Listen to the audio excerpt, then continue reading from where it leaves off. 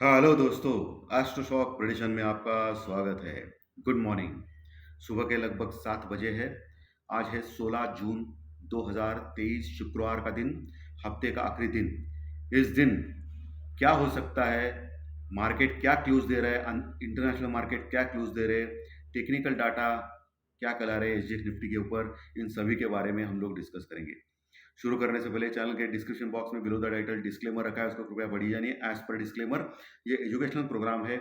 इसके तहत जो भी मैं बोलता हूँ ये मेरी पर्सनल राय है, मेरी खुद की राय है। आपके प्रॉफिट या लॉस, लाभ या हानि के लिए मैं और मेरा चैनल जिम्मेदार नहीं रहेंगे, रिस्पॉन्सिबल नहीं रहेंगे, ये नोट करके रखिए।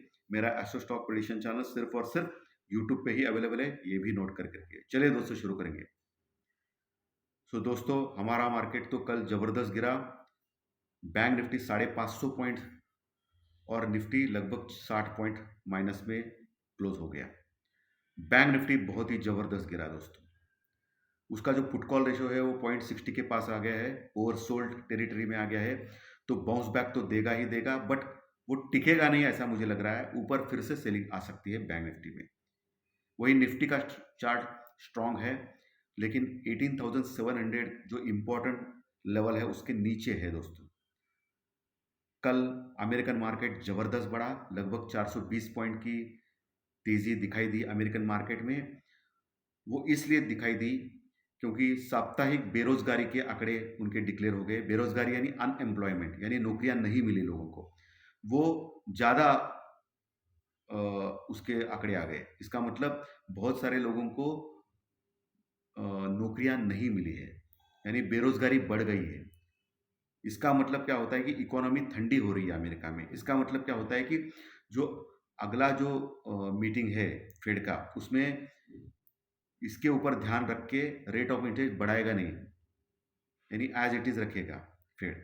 ऐसा कयास बांधा जा रहा है दोस्तों। इसके लिए अमेरिकन मार्केट बढ़ गया। और दूसरा जो इम्पोर्टेंट पैरामीटर्स था कि उनके जो रिटेल बिक्री के जो आंकड़े हैं वो एज पर एक्सपेक्टेशन आ गए, यानी बढ़ के आ गए हैं।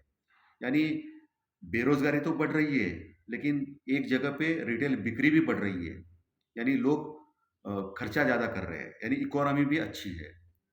यानी दोनों आंकड़े अच्छे आ गए दोस्तों। बेरोजगारी भी बढ़ गई यहाँ, और यहाँ रिटेल बिक्री भी बढ़ गई। इसलिए अमेरिका खुश हो गया और मोगैम्बो खुश हो गया। इसके लिए वो 420 पॉइंट प्लस में क्लोज हो गया। लेकिन इसके चलते हुए हमारा एसजी निफ्टी अभी 50 पॉइंट प्लस में दिखा रहा है। हालांकि 80 पॉइंट प्लस में था, बट उसके बाद जापान का मार्केट अचानक गिर गया दोस्तों आज सुबह एशियन मार्केट में। और इसकी वजह यह है कि बैंक ऑफ जापान अभी थोड़ी ही देर में उनके रेट ऑफ इंटरेस्ट के बारे में डिसीजन डिक्लेयर करेगा। और सबका कहना ऐसा है कि bank of Japan rate of interest बढ़ाएगा नहीं, एज इट इज रखेगा। इस टेंशन की वजह से जापान का मार्केट अभी लगभग 200 पॉइंट माइनस में है, और उसका फर्क, उसका असर हमारे इंडियन मार्केट के ऊपर पड़ रहा है। और एसजी निफ्टी सिर्फ 50 पॉइंट प्लस में है दोस्तों। अमेरिका 400 पॉइंट प्लस में था और हमारा एसजी निफ्टी सिर्फ 50 पॉइंट प्लस में है। यूरोप ने 0.25% का रेट ऑफ इंटरेस्ट बढ़ाया है दोस्तों। कल उसकी खबर आ गई जो एज पर एक्सपेक्टेड था कि यूरोप अपना रेट ऑफ इंटरेस्ट बढ़ाएगा। 0.25% से उन्होंने बढ़ाया दोस्तों। अभी बैंक ऑफ जापान क्या करेगा वो देखना पड़ेगा। बाकी जो क्रूड ऑयल है वो ज़बरदस्त बढ़ा दोस्तों। कल एक ही दिन में 2-3% बढ़ गया और फिर से $76 के, $75-76 के आसपास आ चुका है दोस्तों क्रूड ऑयल। सो कल उसमें तेज़ी दिखाई दी। इंडियन रुपीज़ जो बढ़ रहा था कंटिन्यूस डॉलर के मुकाबले, वो कल फिर से फीका पड़ा और 8 पैसों से कमज़ोर हो गया। ये थोड़ा ख़राब है। बट और एक बात के ऊपर आपको मैं दिखाना चाहता हूँ कि उसके ऊपर नज़र रखनी चाहिए। इंडिया विक्स वोलाटिलिटी इंडेक्स, यानी घबराहट के इंडेक्स, कल गुरुवार वीकली एक्सपायरी था और मार्केट इतना ज़बरदस्त गिर रहा था निफ्टी और बैंक निफ्टी। इसके बावजूद भी इंडिया विक्स गिरा है दोस्तों, बढ़ा नहीं है। 1% की गिरावट देखी गई है इंडिया विक्स में, यानी 11 के पास आ चुका है मल्टी लो के पास। ये थोड़ा हजम नहीं हो रहा है। अगर मार्केट में घबराहट है ऊपर के लेवल से, इतना जोर से गिर रहा है, तो इंडिया विक्स भी 4-5%, 10% बढ़ना चाहिए, लेकिन वो बढ़ा नहीं, गिरा है। सो इसका मतलब ये हो सकता है कि गुरुवार का जो वीकली एक्सपायरी का ये दिन था और जो भी लेवल जो भी अ, ये थे पोजीशंस थे बड़े बड़े ऑपरेटर्स एफआईडीआई के, उसकी वजह से ये मार्केट गिरा है दोस्तों, और ट्रिगर हो गए उनके स्टॉप लॉस। इसके लिए बैंक निफ्टी गिरा है, ऐसा हम लोग अनुमान लगा सकते हैं।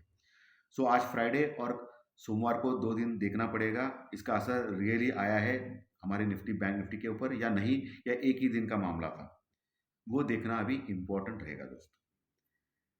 दूसरी खुशी की बात है, एफआई लगातार बाइंग मोड में है। कल भी एफआई ने यानी फॉरेन इन्वेस्टर ने लगभग 3,000 करोड़ की कैश की बाइंग की है दोस्तों, बहुत बड़ी बाइंग है 3,000 करोड़ की।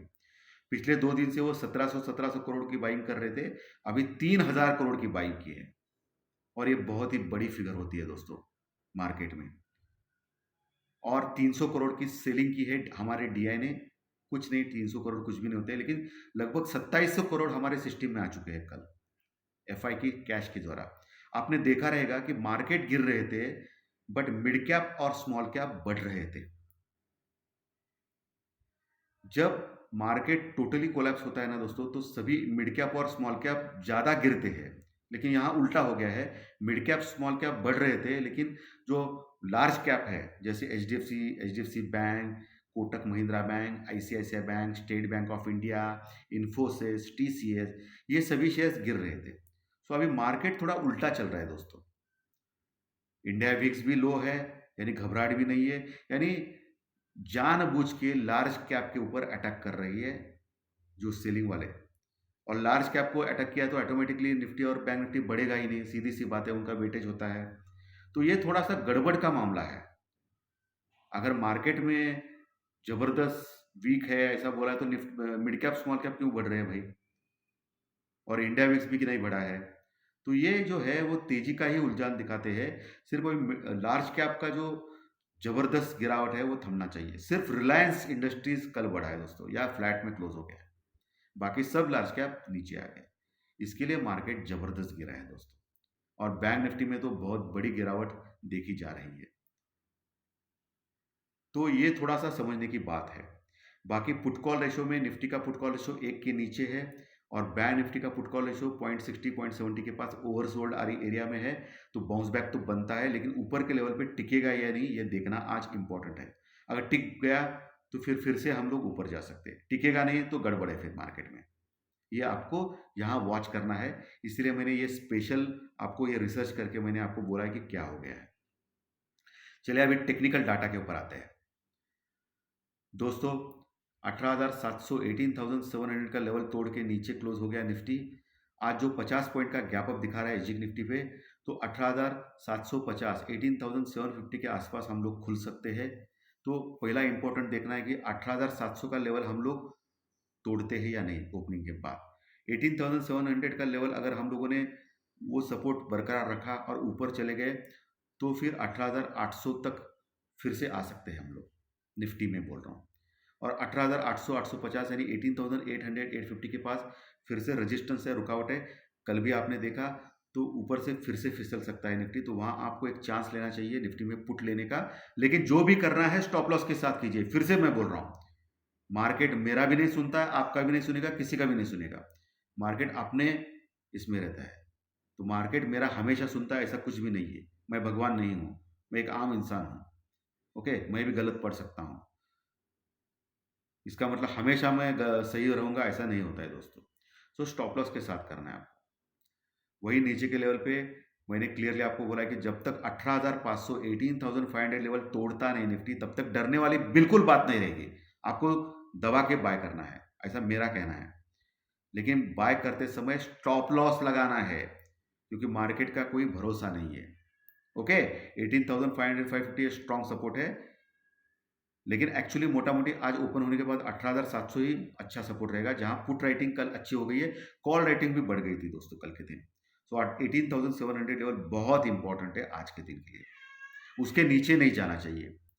वही बैंक निफ्टी के लेवल सपोर्ट रेजिस्टेंस में आते हैं। बैंक निफ्टी हालांकि बहुत स्ट्रांगली वीक हो गया है, 43,500 के नीचे क्लोज हो गया है, ये खराब है। बट एज पर टेक्निकल कहता है कि लगातार 2 दिन क्लोज करना चाहिए 43,500 के बीच, उस समय ही हम लोग मानेंगे कि बैंक निफ्टी का स्ट्रक्चर वीक हो गया है।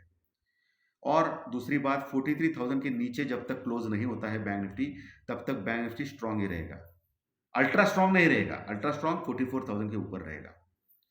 तो अभी ये 43,500 के आसपास क्लोज हो गया है। पहला जो रेजिस्टेंस जो अभी 50 पॉइंट का गैप अप दिखा रहा है, उसके अनुसार 200 पॉइंट का गैप अप हो सकता है, तो 18,700 के पास खुल सकते हैं हम लोग, सॉरी 43,700 के पास खुल सकते हैं। 43,500 के आस नीचे क्लोज हो गए हैं कल के दिन हम लोग, तो 43,700 के आसपास खुल सकते हैं आज के दिन। जो एग्जिट निफ्टी जो दिखा रहा है 50 पॉइंट का गैप अप 150-200 पॉइंट से 18,600 से लेकर 18,700 के बीच में खुल सकते हैं हम लोग। तो आपको देखना है कि 18,000 सॉरी वही बोल रहा हूँ मैं, 43,600 से लेकर 43,700 के बीच में खुल सकते हैं बैंक निफ्टी में। तो आपको देखना है इनिशियली 43,500 का जो लेवल है वो सपोर्ट लेता है या नहीं बैंक निफ्टी। अगर उसने 43,500 का सपोर्ट ले लिया बैंक निफ्टी में आज के दिन, तो फिर रैली बनेगी 43,800 तक। ओके, और वहां 43,800-850 के पास एक रेजिस्टेंस हो गया है कल के दिन। 43,800 के ऊपर जबरदस्त कॉल रेटिंग हो गई है, और 44,000 के ऊपर अल्ट्रा कॉल रेटिंग हो गई है, यानी ज्यादा हो गई है, मंदी करने वाले लोग बैठे। सो इतनी आसानी से अभी 44,000 पार नहीं होगा दोस्तों बैंक निफ्टी में। ओके, तो 44,000 का लेवल बहुत बड़ा रेजिस्टेंस रुकावट दिखाई रहा है अब, क्योंकि कल नीचे जबरदस्त गए थे हम लोग। सो आज 43,800 के ऊपर अगर हम लोग टिक गए तो 44,000 तक जा सकते हैं, लेकिन गलती से भी 44,000 तक गए हम लोग, तो वहाँ आपको शॉर्ट करना है या बैंक निफ्टी में पुट लेना है 44,000 के पुट पे ऊपर, लेकिन स्टॉप लॉस के साथ करना है भाई, क्योंकि ऑलरेडी ओवरसोल्ड है बैंक निफ्टी, ये आपको देखना है। और नीचे आपको सपोर्ट मिलेगा 43,200 के ऊपर बैंक निफ्टी में, अच्छा सपोर्ट है। वहाँ आने के बाद एक बार आप बाय करने के देख सकते हैं, कॉल बाय कर सकते हैं या फ्यूचर बाय कर सकते हैं, लेकिन स्टॉप लॉस के साथ। स्टॉप लॉस लगाना है 43,000 का, अगर 43,200 के पास मिलता है बैंक निफ्टी आज के दिन तो। ओके, ये सपोर्ट कंप्लीट कंफर्म है। 43,500 के पास कॉल राइटर्स और पुट राइटर्स दोनों बढ़े हैं दोस्तों कल, और सब कॉल राइटर्स थोड़े ज़्यादा बढ़े हैं। सो अभी ऊपर टिकना ज़रूरी है 43,500 के ऊपर बैंक निफ्टी को, ताकि 43,800 तक जा सके। क्लियर मैंने बोला है दोस्तों। आज क्रूड ऑयल बढ़ गया है तो फिर रिलायंस जलवा दिखा सकता है, तो उसके ऊपर आपको ध्यान रखना है दोस्तों। तो धन्यवाद दोस्तों, आज का विश्लेषण अगर अच्छा लगा तो लाइक का बटन बनता है, कमेंट बॉक्स में, मैसेज बॉक्स में कमेंट्स लिखिए, और जो नए दर्शक पहली बार चैनल देख रहे हैं वो सब्सक्राइब बटन जरूर दबाएं, ताकि आपको प्री मार्केट रिपोर्ट सुबह 7 बजे, टेक्निकल डाटा का कार्यक्रम और एस्ट्रोलॉजी, फाइनेंशियल एस्ट्रोलॉजी का कार्यक्रम दूसरे दिन का स्टॉक मार्केट, ये तीनों के तीनों कार्यक्रम इसी यूट्यूब चैनल के ऊपर फ्री में मिलेंगे अगर सब्सक्राइब बटन दबाएंगे तो। सो धन्यवाद दोस्तों, फिर मिलेंगे ज्योतिष शास्त्रीय कार्यक्रम में कल के दिन। Thank you very much, thank you.